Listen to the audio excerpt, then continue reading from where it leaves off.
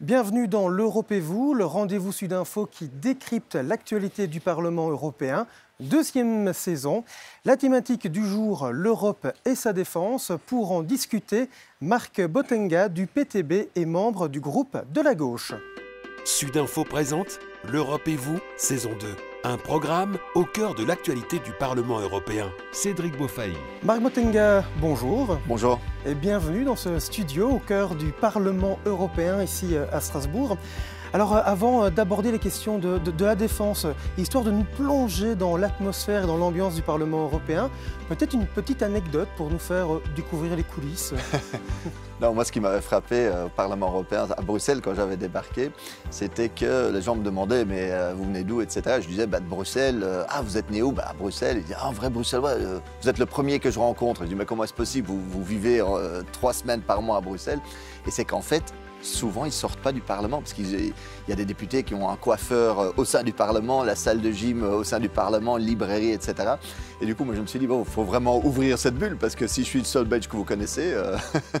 Avant de parler de la défense, peut-être nous citer une mesure qui a été prise sous la mandature précédente et qui va vraiment changer le quotidien des Belges.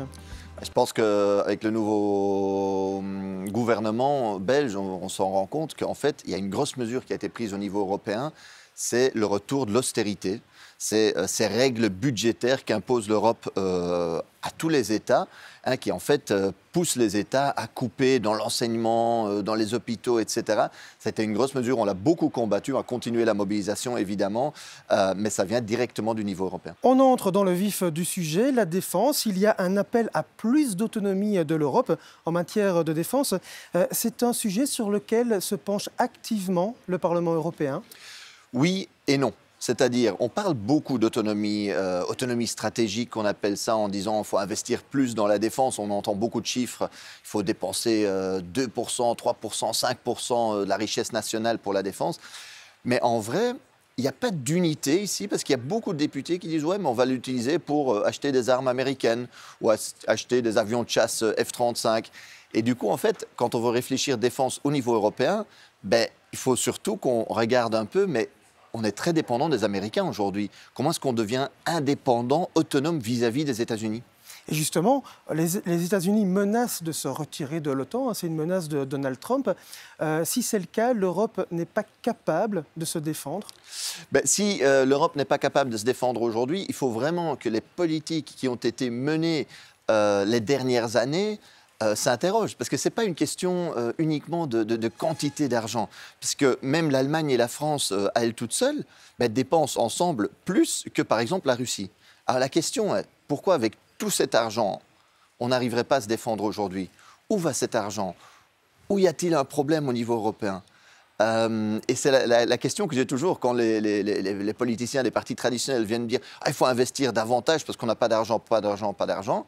Je dis « mais qu'est-ce que vous avez fait de cet argent ?» Je me rappelle, à l'époque, la commission précédente, avant Mme van der Leyen, avait dit « si on collabore davantage au niveau européen, on peut économiser 100 milliards.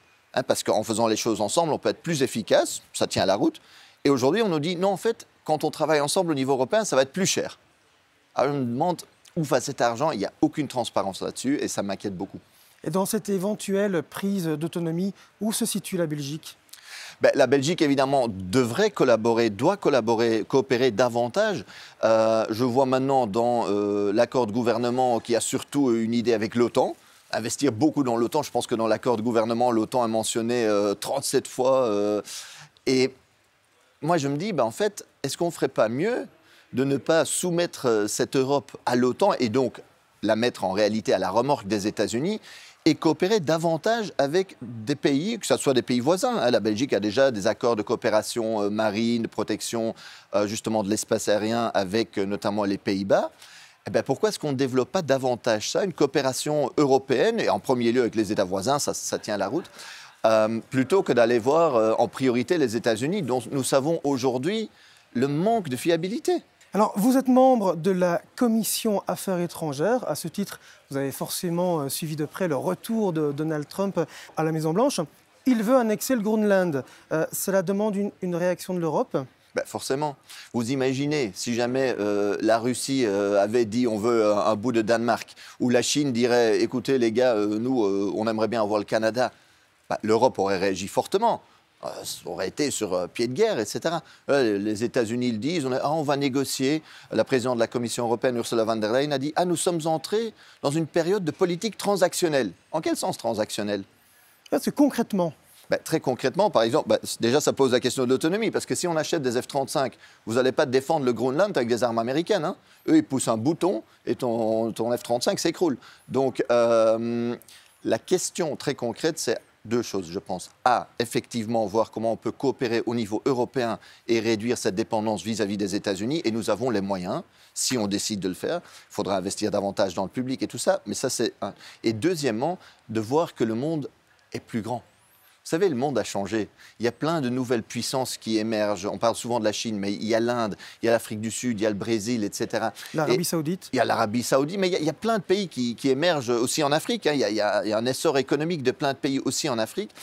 Et de voir, est-ce que nous ne pouvons pas développer davantage nos relations commerciales, économiques et autres avec ces pays-là? Parce que si vous voulez être indépendant dans un monde multipolaire, il faut diversifier vos relations. Et je pense que ça, c'est aujourd'hui vraiment le défi pour l'Europe et pour les Européens. Alors, plus près de nous, il y a évidemment ce conflit en Ukraine. Vous appelez à une initiative diplomatique? Oui, c'est quand même incroyable que l'Europe, qui est le continent directement concerné, parce qu'il y a toutes les victimes et la destruction en Ukraine, mais il y a aussi l'impact qu'ont eu les sanctions européennes sur l'économie européenne même. Il y a eu l'augmentation des prix, l'énergie, etc. qu'en ces 3 ans, l'Europe n'a pas pris une initiative diplomatique ambitieuse. Tout le monde est d'accord que cette guerre se terminera par des négociations.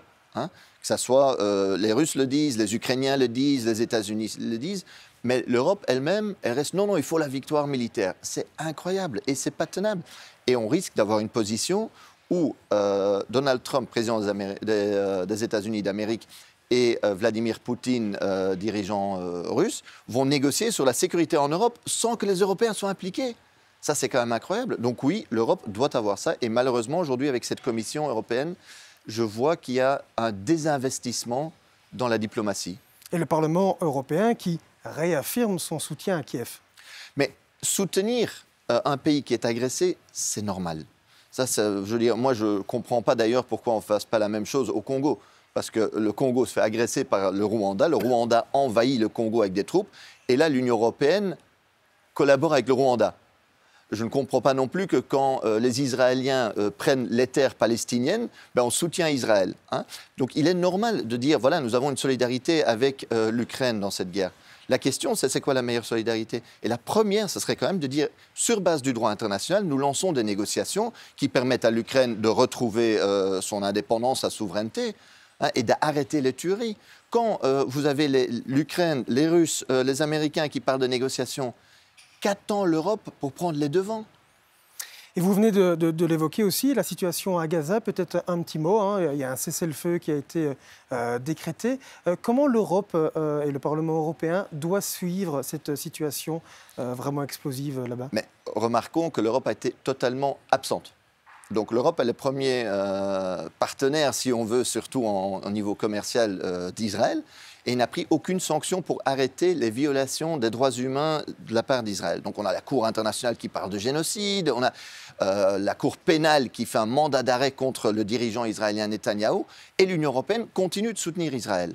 Et qu'est-ce qu'on voit? Il y a effectivement dans une partie de la Palestine maintenant un cessez-le-feu, mais que font les Israéliens dans une autre partie, qu'on appelle la Cisjordanie?